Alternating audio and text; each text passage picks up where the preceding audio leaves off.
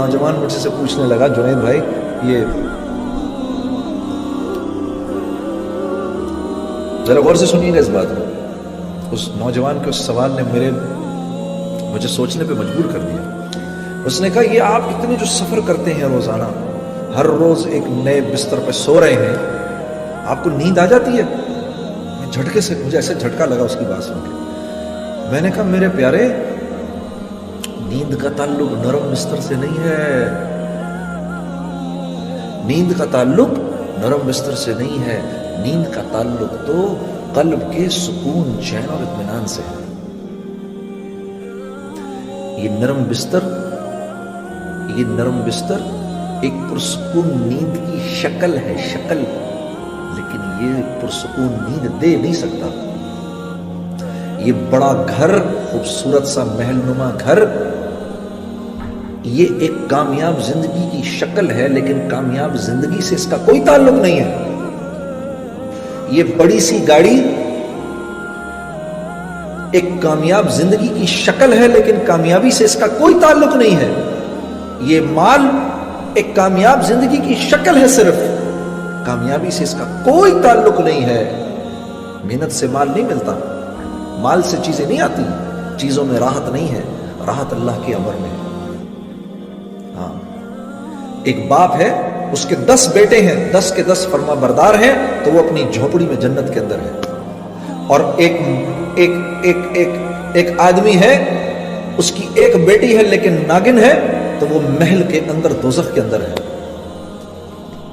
یہ ٹورانٹو کا شہر ہے.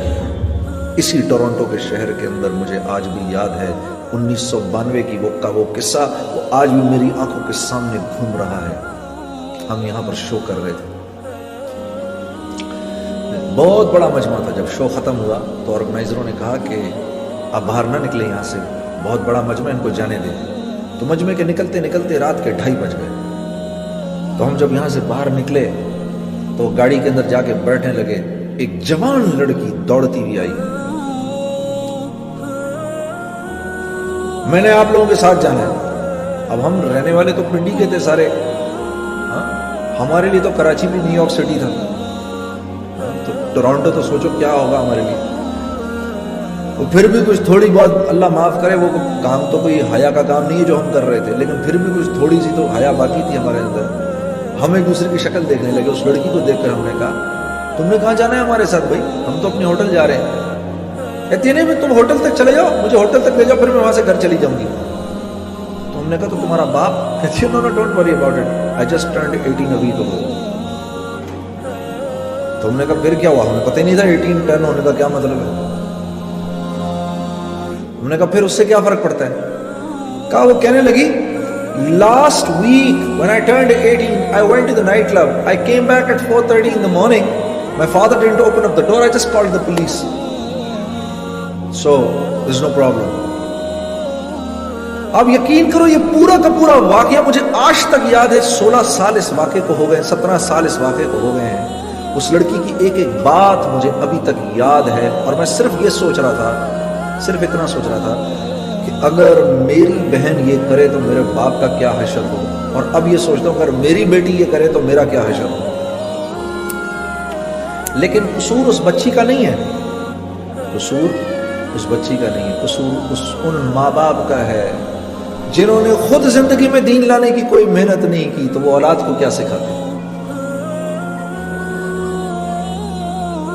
میرے دوستو، یہ جن لوگوں میں آپ رہتے ہیں، اگر ان میں آپ عزت چاہتے ہیں تو آپ کو محمد صلی اللہ علیہ وسلم کی زندگی پر چلنا ہوگا.